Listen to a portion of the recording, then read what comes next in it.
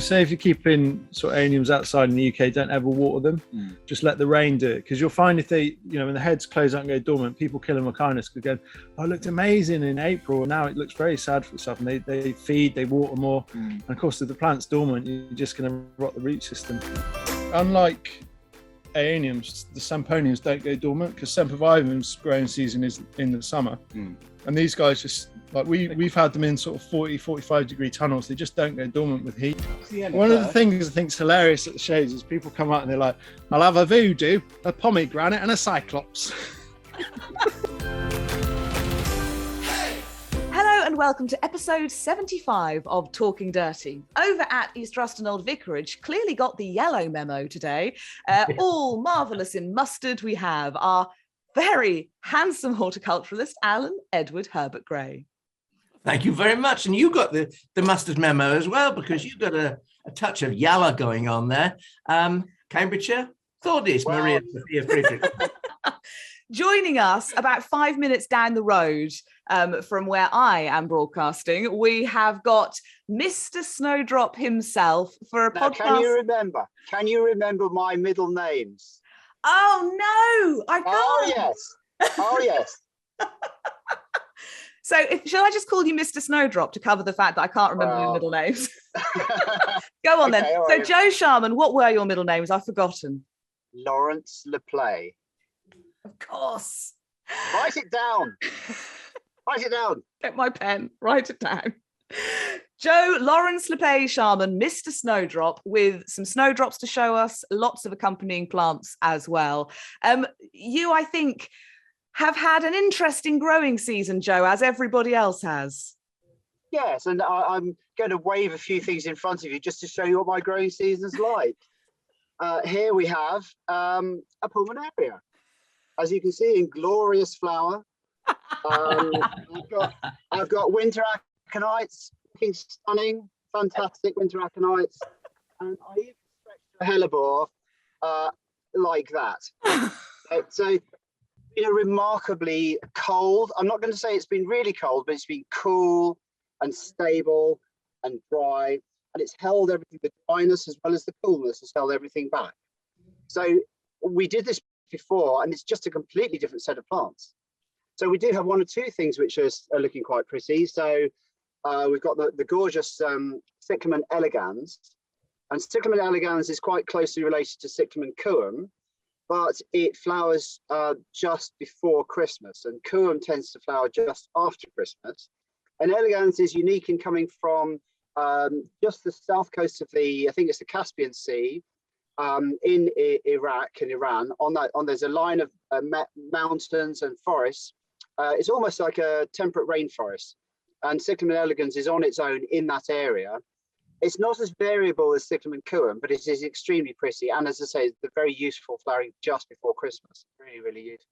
I've just realised I've been saying Cyclamen coum wrong my whole life. What have you been saying then? I think I've just gone full Norfolk on it and go Cyclamen coum. Coomba. Yeah, exactly. But do you say couch grass or do you say cooch? I think I say cooch. Which should it be? Well, somebody's obviously slapped you at some point in the past then, because the number of people I get who say couch, I'm saying, no, it's not a sofa, it's not a settee, it's a grass.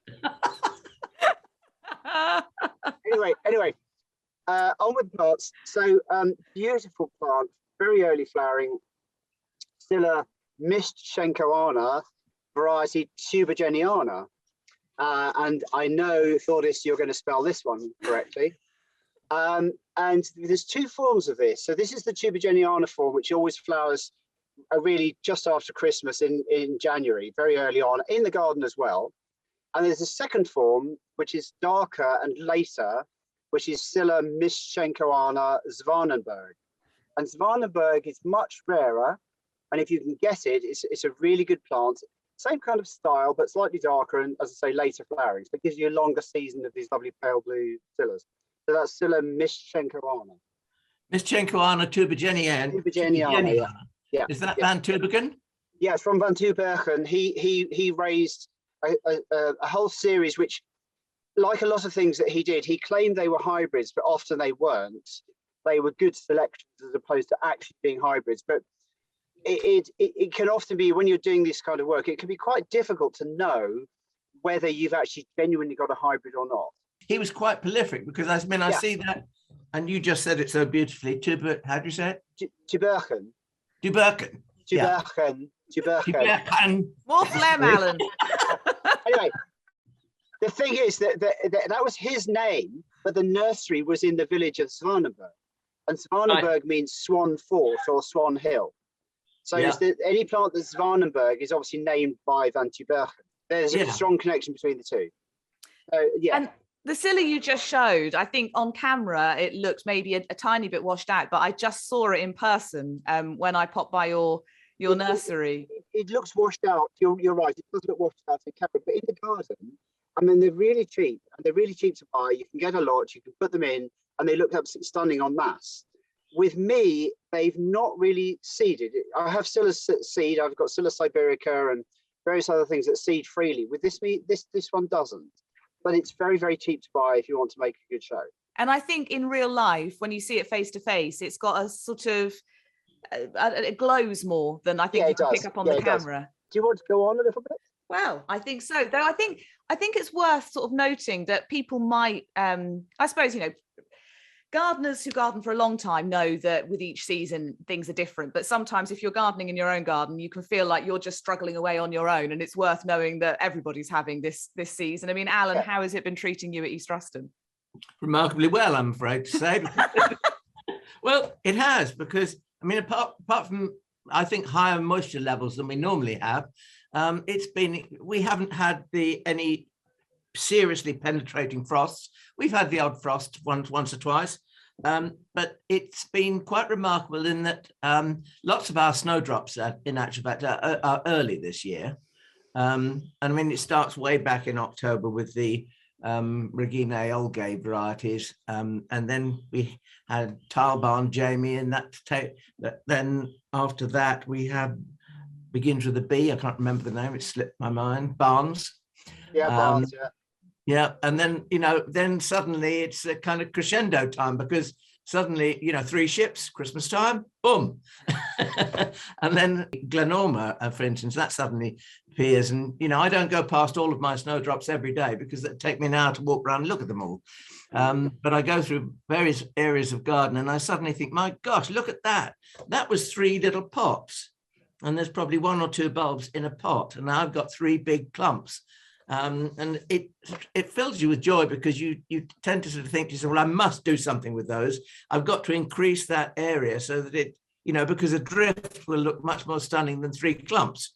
So that's my aim. That's what I aim to do. And I'm carrying my notebook around with me. Whether I'll ever get around to doing them all, probably won't. But I certainly do some of them. Yeah, I mean, you can either do them in the green now, but that will look a mess, or you can wait until the summer. But the issue in the summer is finding them. Yeah. And now is easier. My favorite time to move them is when they're probably only about this high. They're big enough to hold, but not actually open. Yeah. And that's when I tend to do the splitting. And then what they do, they sit in the ground and they actually turn themselves round, and they start to look beautiful in their own place, in their own way, after you've split them. Splitting them during flowering or after flowering, always looks a mess, and there's no two ways about it. Yeah. Which of your snowdrops are you most pleased with this year then, Alan? Dear. Generally, I mean, I love all of them, and I'm very pleased with I think most of them, the way they've made up. I mean, the trimmer, trimlet, and all those, they are great at increasing. And we started with small pots of those, and we've now got quite big clumps of those. So I'm very pleased with those. I don't think there's any that particularly stand out, really. I wondered if you might mention your Golden Fleece. Well, my Golden Fleece, I have just bought Golden Fleece, and I got it from Brian, actually. And I haven't dared to plant it out yet, because Joe will understand if I say that, sometimes people will help themselves when they're not invited to help themselves. And if you've got a newly planted plant in the garden and somebody recognizes it, even if I just hide the label up or something, somebody's going to know that's Golden Fleece, and it could easily disappear into a, shall we say, a slightly dishonest person's pocket. So no, they're not planted out yet. Yeah, what we used to do on the nursery, if I had something that was particularly special, I would go and cut the flowers off. And you may say that's a tragedy, and it is a tragedy because I wanted to enjoy it. But in order to stop somebody stealing it, we took the flowers off. And then, that gives it time to get established. It's not wasting its time flowering. I know you'd love to enjoy it, but, it just swings and roundabouts, isn't it? It could be better to do that. So I'd be brutal and just flowers gone. But, I'm a commercial. You're a gardener and I'm a nursery. So, Yeah. But in actual fact, I can understand. I think a few more people ought to do that.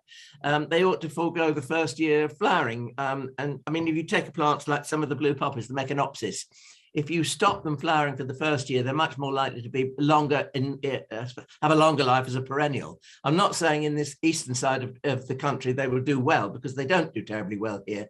They like the coolth and the moisture and the coolness of the north. But at least if you have the courage, and I know Thordis, you didn't. No, I did. No, you did. So my blue poppy story, I was just about to erupt with a word of warning, which is I did this, and against my usual sort of methodology, I thought, no, I will forego the pleasure. I will cut this off and I will wait. And I managed to get it through. I remember it now. Got to the next year and it was white. No, white.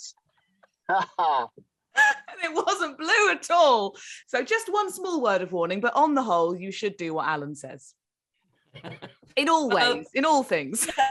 I once bought plants of a variegated honesty, and I was looking so forward to them coming into flower. Lunaria is one of the earliest flowering plants, I suppose, in the garden, apart from Snowdrops and Cyclamen and aconites and things like that. But it's very early, and I was so looking forward to this plant blooming. And when it flowered, again, it was white. And I rang and complained to the nursery woman who'd sold them to me. And she said, well, you're very lucky, because they really are quite rare. I said, I don't care whether they're rare or not. That's rubbish. They're rubbish. The white one is actually more common than the purple one. I wish I'd had you with me when I was on the phone, Joe. And just think, so often white flowers are so sought after and revered, and yet there are two instances where we really didn't want the white one. Anyway, I brought up Golden Fleece because I thought that might propel Joe into his next bit of show and tell. Okay, well, there's a whole lot of stuff that's going on, which isn't necessarily snowdrops, because if the snowdrops aren't up, then we have to look at some other bits and pieces. And one of my favourite plants, so I just get it here, is Lonicera elwesii. Yeah, I bet Alan grows that. It's not scented, but it's got the biggest flowers. I mean, it really, when it's in the garden and you get a plant of it in a shady spot, it looks absolutely fabulous. As I say, it's not scented. It comes earlier than the scented one. So I'm enjoying the show now. Yet none of my Kokuryas or Standardias or any of those are flowering yet. And yet this one is looking glorious. And it flowers for a really long period of time as well. So as a garden plant, it's very, very good value. Impossible to kill. I've not managed to kill mine, in my horrible soil. So it is a superb thing. So that's Lonicera elwesii. So you grow that one, Alan? Yes, I do. I think I've got about four or five plants of it. Now, the thing is, when I've got two different plants, and one of them has got purple leaves in the summer. So I'm propagating the purple leaved one because I think if you have a summer leaf bonus as well as the pretty flowers, then that's something that definitely needs doing. So I'm trying to just propagate one of the clones I have. I feel it's better.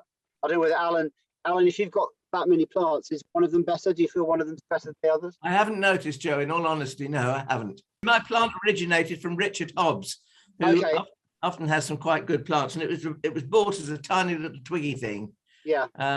And you wouldn't think it was going to be a shrub, I don't know, metre and a bit tall and as much across. Yeah, my biggest plant's 2 meters now. So right. they can get quite big, but they're always very fine and delicate. They're never chunky. They always look sort of really elegant in the garden. They are for very good news.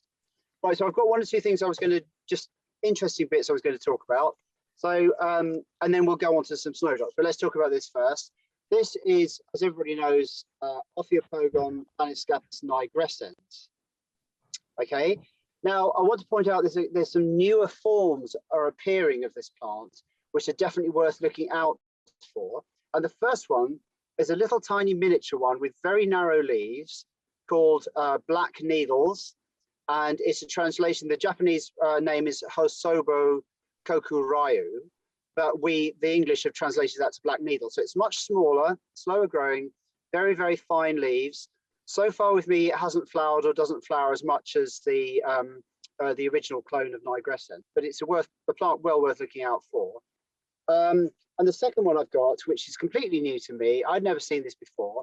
I bought this at a plant fair as planiscapus nigrescens, but it's clearly not. It's clearly a dwarf japonica type plant with black leaves. And I don't know who created this. I don't know anything about this plant at all. I just bought it as Nigrescens, obviously realizing that it really wasn't. But if you're out and about and you're looking for a really dwarf black thing that looks like it's dead, or a hedgehog that's died in a pot, then this is the plant to have. But I just want to point that out to people, that there is more than one form of Nigrescens about, and you can find them, and I am finding them. So should we get to one or two Snowdrops? Yeah, go on then. I love how you've built up the suspense. The people who are here for the Snowdrops have been left to wait a few moments, but it's going to be worth the wait. We'll get there. So one of these, I got an ooh and an ah from a certain young lady when she came to visit. I'm going to hold it very close to the camera so you can see what the flowers are doing. And it's one of those little green jobs. So it's got 2 green marks on each one of the outers. Yep. Okay, and that's the one that I've called Kencot Ripple, as in raspberry ripple ice cream. There's another little flower doing the same thing, with 2 marks on the outer. If I can hold it still enough for you to see, can you see that? Yeah. Yeah. Okay. So that's really, really unusual, and it doesn't always do the character. So we will have to be very careful that we only sell the ones that are doing the right thing. And this is something you find out with Snowdrops, is they can vary quite a lot from year to year. And people don't really quite understand that. They think they've bought a thing and it's always going to be the same forever. But in the Snowdrop world, we know that in one year it can do one thing, another year it can do another thing. And you have to understand that kind of variability. For instance, Galanthus grumpy, I've had years with it when it's had no eyes at all. And and other years when you get a lot of doubles flowering, and then the next year you don't get a single double. So they do vary enormously from year to year. So that's something you need to be aware of when you're growing Snowdrop. And we do get the odd complaint when people say, well, it didn't do what it was supposed to do. And we just have to say, well, just wait till next year, let it settle down. That's all you can do. Another really unusual one, I'll try and get the perspective right. If you look at the spathe is becoming petals. So it has a normal flower. Can you see that, Thordis? Yeah. So the spathe has become like 3 or 4 separate petals, each one with a green tip.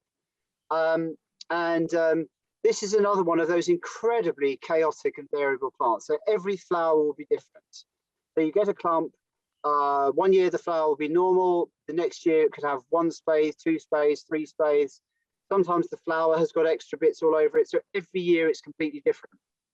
And this is one I called the curse of the were rabbit, because I do like my films, and the curse of the were rabbit just seemed to be completely appropriate for a plant that had gone totally bonkers. I love that. It's a Snowdrop with a punk hairdo. It's brilliant. I think that in actual fact, I find it intriguing that the curse of the were rabbit and those like it don't perform exactly the same every year. So you get a surprise. Everyone gets a surprise. Some years will be better than others, but I think that to have that variety is really interesting. Yeah, a plant that surprises you. I mean, that's why we're into gardening, for the surprise of every growing season. Yes. I'm back, folks. So another one I'd like to show you is the most superb Snowdrop, and I'm going to use the word Tubergeniana here. And Alan, I will give you the most beautiful description of what Tubergeniana means only in person. Unless you want me to explain it now, but my best explanation is slightly rude. So the rest of us just have to be left in mystery about Tubergeniana. Next podcast. You tease. We'll have to see how much Alan laughs when I tell him. Anyway, all right, okay. So the next one is the most beautiful pterugiform with enormous flowers, and it's called Ivington Green. I think, Alan, you may have this. Do you have Ivington Green? No, but I'd like to. This pot is yours for a mere £4,000, Alan. You can have this pot for it. I know you can afford it, so if you want to invest, it is an investment. Ivington Green we're selling for 200, Right. and we have no problem selling it at that price. The flowers are enormous for a pterugiform snowdrop. So that's Galanthus Ivington Green. That is beautiful. I thought that was going to be expensive when you lifted up such a comely clump. Another one here, which we have talked about before. This is Golden Fleece. I just thought we'd better wave it into this, wave it into this podcast, just so that it is there. And if you look very carefully, and I know you are looking carefully, but you can't because of the way that the technology works. Can you see that from twin scaling, one here has lost its yellow tips? Oh. Yeah. And this is a known problem with twin scaling the tipped ones, the pterugiform varieties, is that they will lose their tips. Now, sometimes the tip is gone forever and will never come back. So, for instance, we would not sell this. We would plant this out and just see if it comes back again. So we would only sell the ones that are actually performing where the flower has got the tips all the way around. Okay, but for us, it's interesting that some varieties revert and then will never come back again. That's just part of what we're doing. We're sort of learning about them as we go all the time. And I'm sure most people watching this or listening to this will know about twin scaling, but just quickly talk about what that is. Okay, twin scaling, basically you get a bulb, you get one of those garlic crushers and you put the bulb in the garlic crusher and you go like that. And then you put the resulting mess into a bag with some vermiculite and you let it stew over the summer. And over the summer, each little piece of that bulb that you've broken up will make a new little bulbil.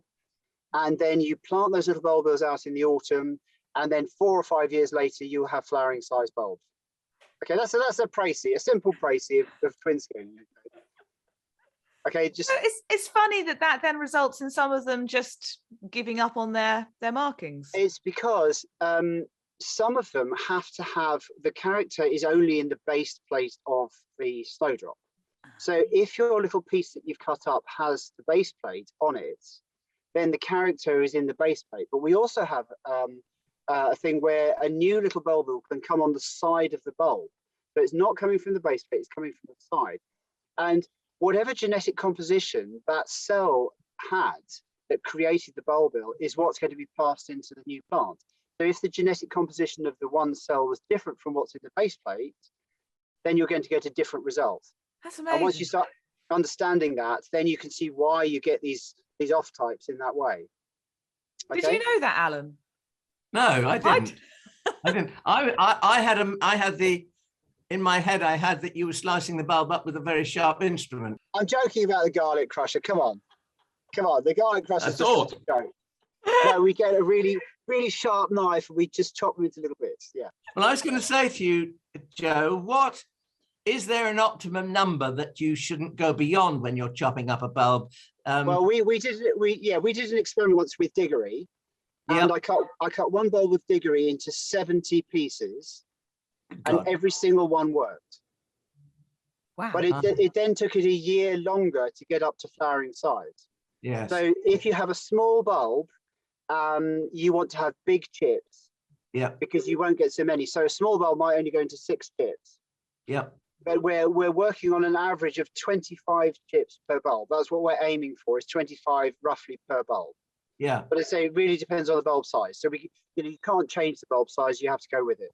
Well, it is quite amazing that in actual fact, that some snowdrops have an alarmingly large size bulb. Oh, they do.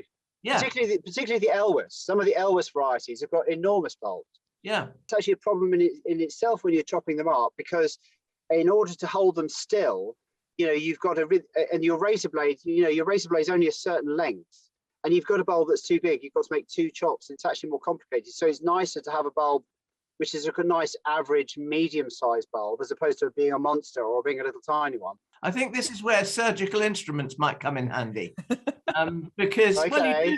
you do. I mean, you get I have certain nippy tweezer things that are used in surgical operations. How did you get those, Alan? How did you get those?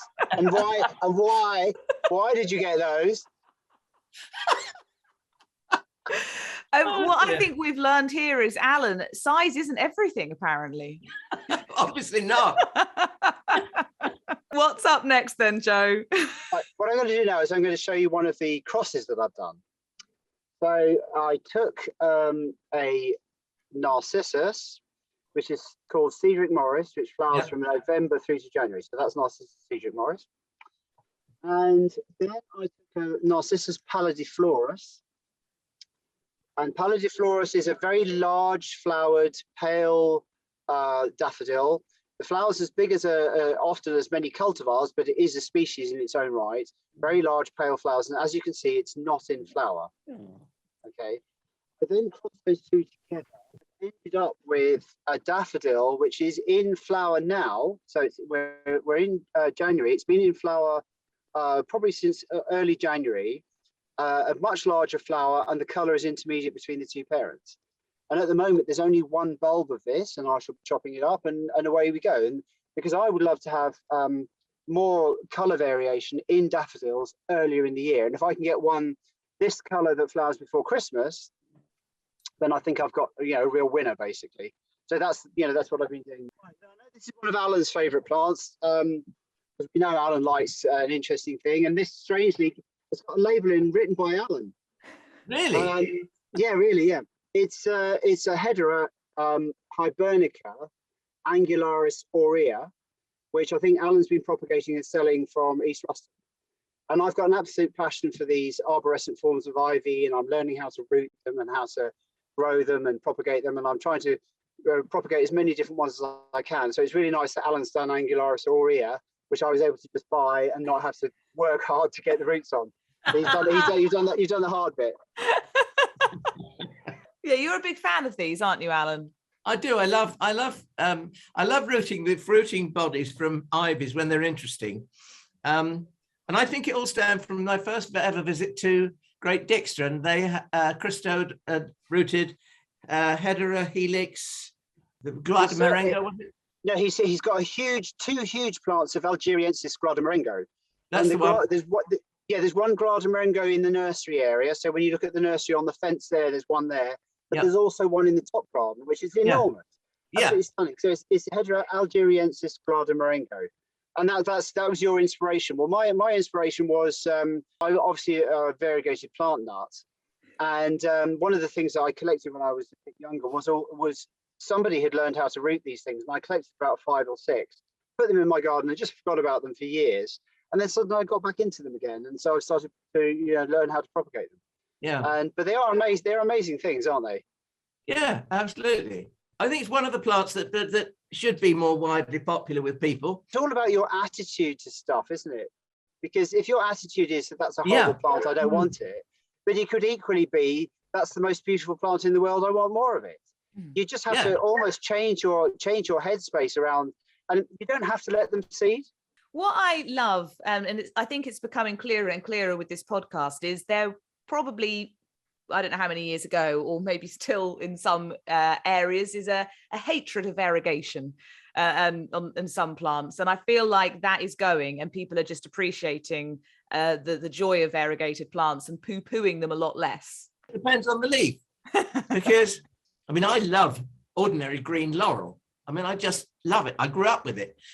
Climbing up into the branches of a very tall laurel, and you could bounce up and down like hell, and it wouldn't break. It's had the most wonderful fun. The variegated leaf for me is a mess. Sometimes a variegated leaf can be intriguing, can be what you want it to be, as of Eremetallicum pictum, I think, and its cultivars. But sometimes if a variegated leaf looks as if it's been accidentally sprayed with weed killer, it's a turn-off. Well, the problem for me here is that you're talking to somebody who's absolutely passionate about variegated plants and variegated leaves, and that could be a suggestion for you, Tortoise, is to do a podcast on variegation, because it's the most amazing subject, and I spend a lot of my time looking at it. And there are a lot of people get very sniffy about it. And when I was working in America, they were all, they were really, really sniffy about variegation. And you just have to mention the H word, and they go, yeah, no, I love that. So hosta. Americans go nuts for hostas. Hederas, they go nuts for hedera, but they're not variegated because they're hostas and hederas. You see, they're not actually variegated because it's a hosta or a hedera. And the other plant that is everywhere in the American Midwest is variegated ground elder. It's absolutely everywhere because it will stand the summer heat and drought. It will stand the winter cold. It will stand everything. And if you go to a Midwestern town, every garden has variegated ground elder. It's just one of those things. And the only other plant they'll have, hosta. but they don't like variegated plants. Yeah, it's funny. It is funny. And, you know, when I worked over there, I worked on a massive nursery, and I would go around this huge nursery, and there would be the odd plant had gone variegated. And the guys whose job it was to pick plants up wouldn't take them. And so you end up with this massive plant, huge plant. I mean, you had a bottle like this of a variegated agapanthus. And then I would take them and I sent them all back home, didn't I? Because I was so mad and passionate about them. But really, honestly, because they thought there was something wrong. They thought they were ill or there was something wrong with them. And then they wouldn't take them. What's next? Okay, I have got, and Alan has got this because I know he had it. This is a beautiful orange berried holly. I think, Alan, I gave you a set. You gave me some. Yeah. And I like this one so much, I named it for myself on the spot. Now, most plantsmen have the ethic that they will not name plants for themselves because it's sort of beneath them. It's sort of you don't do it. It's kind of egotistical to name a plant for yourself. Okay, so you subtly ask a friend to name something for you. But this was so stunning, I couldn't resist, and I really thought, right, I'm going to name this on the spot for me. And it's the most beautiful orange berried holly from a secret location in Norfolk. So what did you call it? Is it just literally you? Yeah, it's me. Yeah, it's my selling name, my brand name is what I've called it. Alan will know all about selling names and brand names, won't you? I do. Edward Herbert. You don't stick that on your letters, do you? No. Maybe I should. I quite like the ring of it. I hated it when I was growing up, but I don't mind it today. Yeah. I love the anticipation of Joe disappearing. And a little glimpse of something that's tantalising. Right, so while we're still on the subject of variegation, here is Daphne odora marginata, purchased from any good garden centre. Okay, can you see that nicely? Yeah. Yeah, and then you turn it round and it's doing that. Ooh. Yes.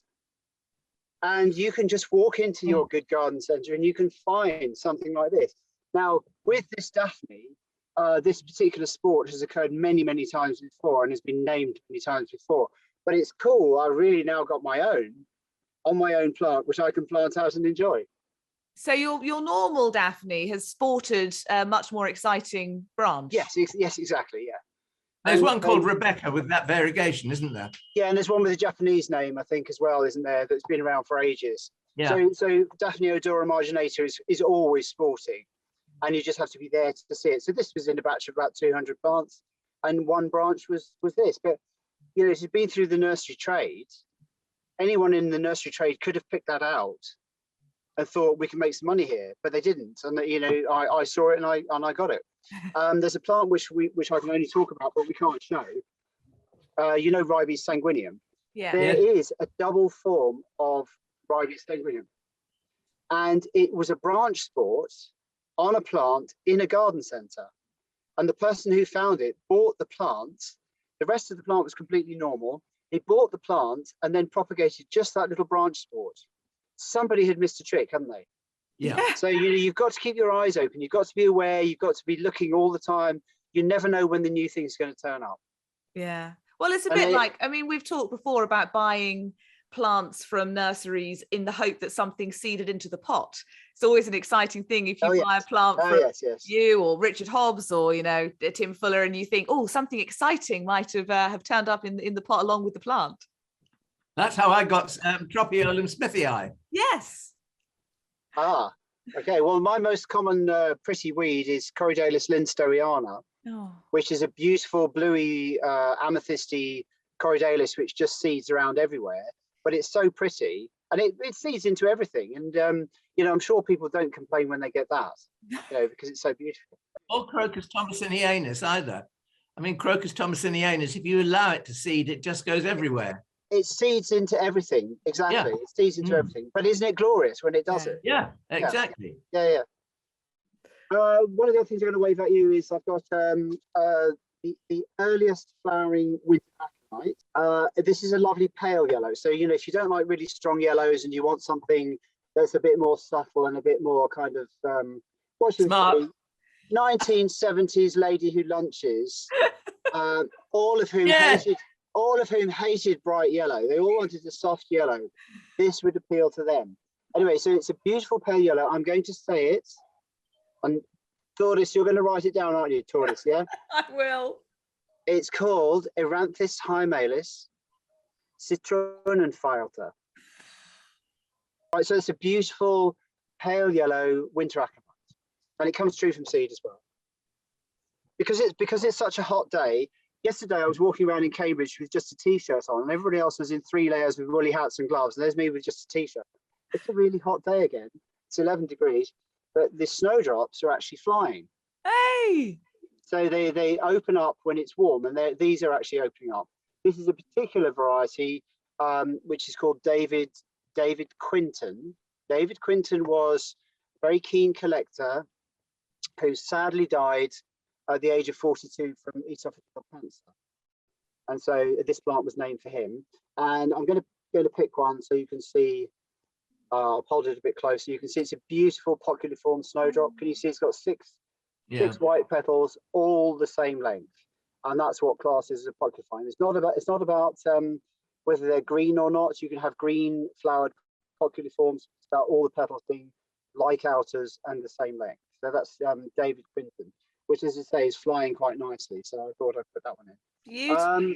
And anybody who wants to really get into the nitty gritty of snowdrops, of course, last year, and we'll make sure we link to it, you can go and revel in a whole hour of galanthophilia, I think, with the wonderful Val Bourne, Brian Ellis, both sharing and kind of explaining in depth things like poculiform and showing quite a substantial amount of varieties, quite a lot of which were flying, because of course, once we brought them inside, a lot of them then started to lift their wings rather than look as they would in the garden. But still, we, you know, pictures on screen and everything. So it's a pretty comprehensive look. We missed out hundreds of varieties we wanted to talk about, as is always the case. So we'll link to that so you can go back and watch that one. But yeah, none of, I think, apart from Golden Fleece, everything you've mentioned today, Joe, has been different to that podcast. Yes, well, I've got one of those plants I was talking about where it doesn't always do this every year.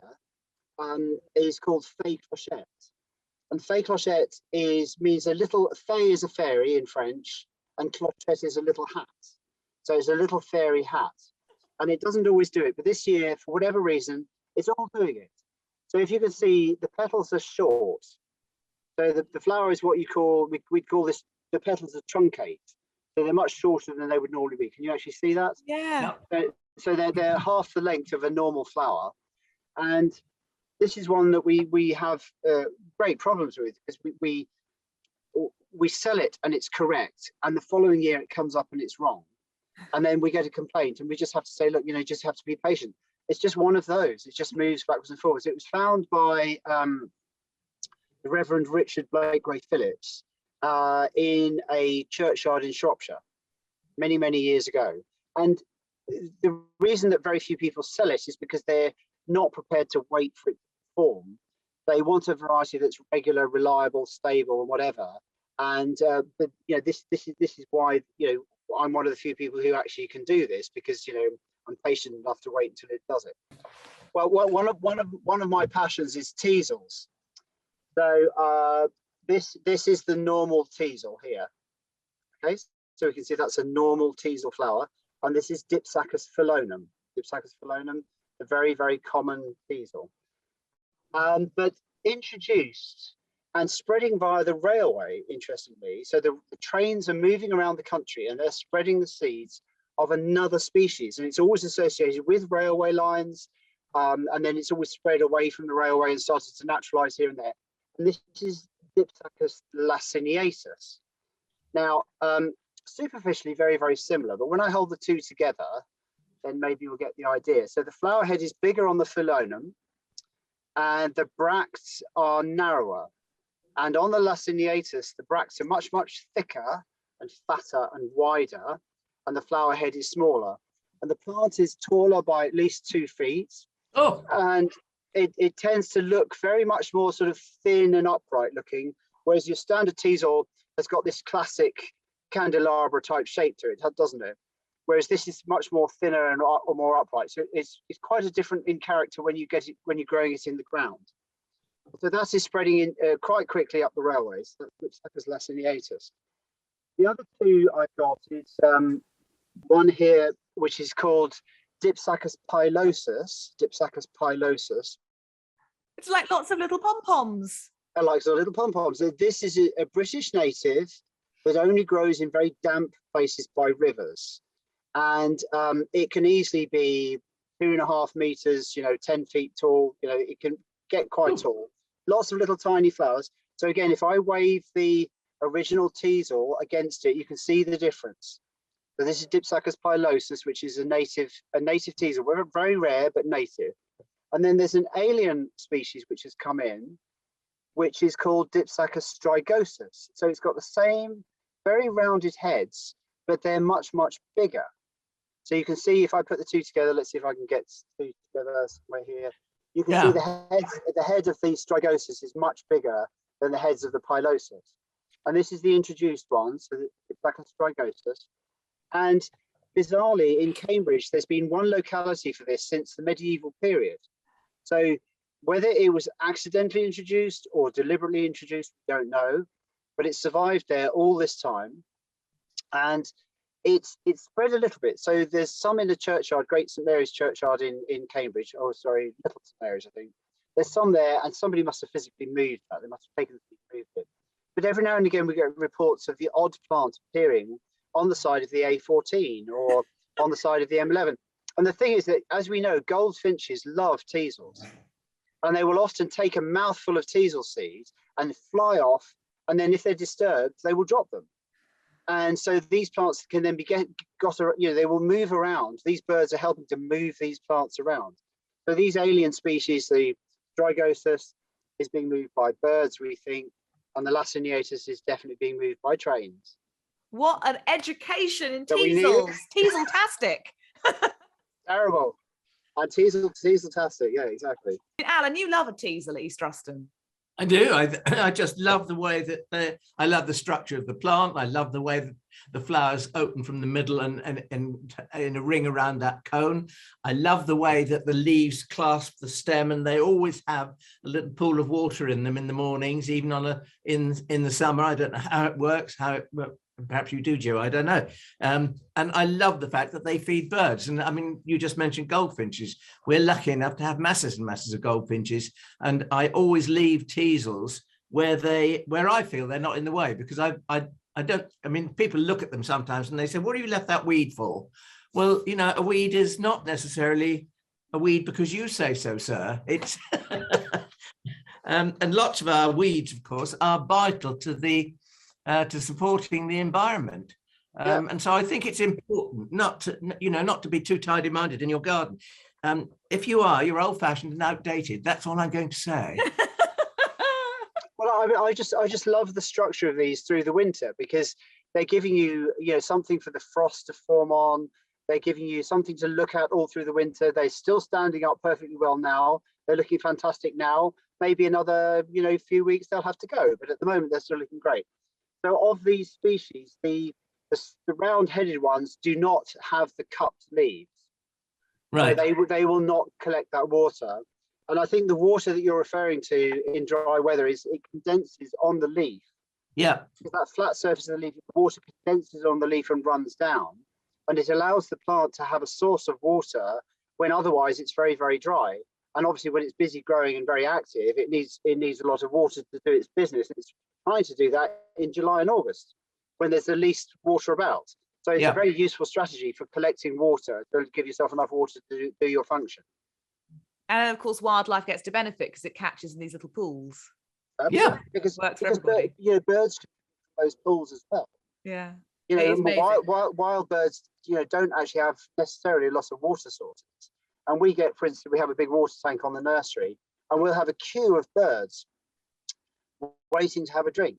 And they'll sit on the edge of the water tank all the way around, and you can see them queuing up to go and have a drink on the water tank. Well, this is a more natural way of having a little supply of water for birds and for small mammals to drink. I've basically got lots of Teasel Flomo now. I mean, I came into this with some Flomo. I mean, obviously lots of always Snowdrop Flomo because I won't allow myself to buy any yet. She says planning to, go to a Snowdrop fair. So we'll see how that goes. Not known for my ability. I've now seen your front garden. I know there isn't a lot of room for Teasels in there, is there? No. It's sort of bursting all over the pavement. There's all these plants falling all over the pavement everywhere. It's her house. So yeah, no room for Teasels in the front garden. Probably not in the back garden either, which isn't. Well, that you have much to bigger. put some in. You'll have to put some in the moat. Yeah, there we go. There is a moat near me. Sadly, it doesn't belong to me, but maybe guerrilla planting is in order. Yeah, exactly. Flomo time then, the point in the podcast where we share a flower, plant, something growing that has given us a serious fear of missing out. So I've got some Teasel-tastic Flomo, but also I was looking through a bunch of magazines that I sort of had hanging around and spotted a beautiful cloud-pruned Parotia persica, which, I probably can't have anytime soon. But when I was looking back through photos of going to the Botanic Garden last winter, I remembered that it was the little red flowers of Parotia persica on its bare stems that had completely captivated me. So although I can't have it, what a beautiful tree in 2 seasons, beautiful flowers, amazing autumn color. And I'd never thought of cloud pruning it. So although I can't have it soon, I kind of want to add it to my Flomo list now. So I remember when I'm in a house where I can cloud prune one, that's what I want. So that's what I'm bringing to the Flomo party. You must have some Parotia at East Ruston, Alan. I think we've got the odd one or two, but we don't really, they like soil that's slightly more moist than us, I think. And I too saw that photograph and I thought, I wonder which expensive nursery they went and did a bit of instant gardening from there.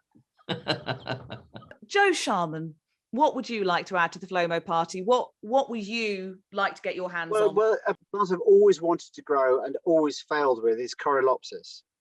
I absolutely love Coryllopsis, sort of early, pale yellow, various different species.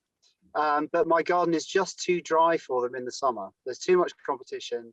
And every single time I've tried, I've lost them and I've virtually given up.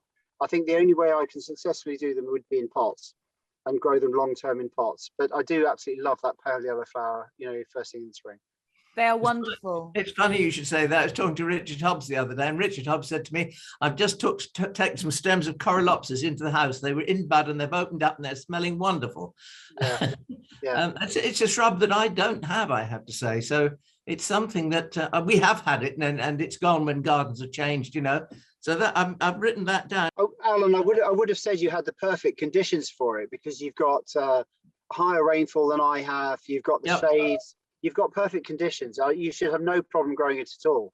No, I don't think I did before, but yeah. So that's one to. You've ignited my fire again, I think. And they have such lovely pendulous sort of yellow. Lovely. Yeah, there is a variety you can get which has hose-in-hose flowers, which is the one that we had. So you get, double the flower for your money, if you like. Yeah, that's a wonderful one. I had one in my mum's garden. Maybe I should also add that to my Flomo list, but You should. I have no room. Alan, what's your Flomo this week? Well, my Flomo are 2 very modest ones, and they come from this podcast because, as always with Joe, we have a long list of lovely plants. Well, actually, there's 3. Cyclamen elegans are something I must have because I've got Cyclamen coum in all its forms, from the white through to the dark purple, from the plain leaf to the silver leaf, and they seed around and they're beautiful. But Cyclamen elegans is something I'd like, but I'd like to have 10 of them, please, Joe. No, you can have one. I haven't got very many. You can have one. Okay, it's a start. Yeah, they'll seed about. Yeah, and that lovely little Scilla that you showed, which is mischtschenkoana. Yeah, I'd like that. And I would love at some point that black dwarf Ophiopogon, because I could see that making a lovely trough plant, because it's the right scale. Yeah. And if you take it a step further, I was looking in my troughs the other day and pulling a few weeds out, pulling some leaves off and all the rest of it. And I've got some lovely little narcissi with flowers coming on them. They're buds at the moment. They're not out yet. I would love some very dwarf narcissi to go in my troughs. Kind of interesting. Yeah, I mean, the most beautiful, perfect miniature is one called Jacetanus Lionel Bacon. And it's just like a big daff, but it's only this tall. So it's Exactly. Jacetanus Lionel Bacon. And then there's another small one called Narcissus Navarre, which is also very, very pretty and very small. So those are the kinds of things to look for. The person who does a lot of these daffodils, or did, was Carol Barron. And she's now died, but Michael's still going. So I have a feeling lots of these little tiny miniatures are not available commercially. And I love them, and I've been collecting them for years. So I've got a good collection of them, but only because I've been swapping and collecting and swapping, and not really buying them from nurseries. But so they are around, but they're not really available. They're difficult to get. Yeah. But I mean, they are absolutely fabulous. I really love them. I love them way more than I love the big ones. I really do. Yeah, exactly. That's where trough gardening really does you a favour, because in the garden proper, they're likely to get lost unless you have a designated scree area. But if you're gardening in a trough, you can really protect them and keep care of them. Yeah, exactly. Well, I am absolutely full of planty delights and inspiration, Joe. Thank you for bringing along such a lovely lot of things. Anyone who sat down and thought, oh, well, there'll be a few snowdrops and maybe an aranthus or something, they have got such a wonderful wide spectrum of plants and some seed heads as well. So it's been a fabulous look at the season. All right, thank you very much. Thank you. Thank you, Alan Gray. I will. I'll send you a memo next time so we can coordinate again. I think you better send me Joe's plant list too, because there's going to be several things there that I need to refer to, shall we say. Until next time, Joe, though, happy gardening. Happy gardening, everybody. Hello.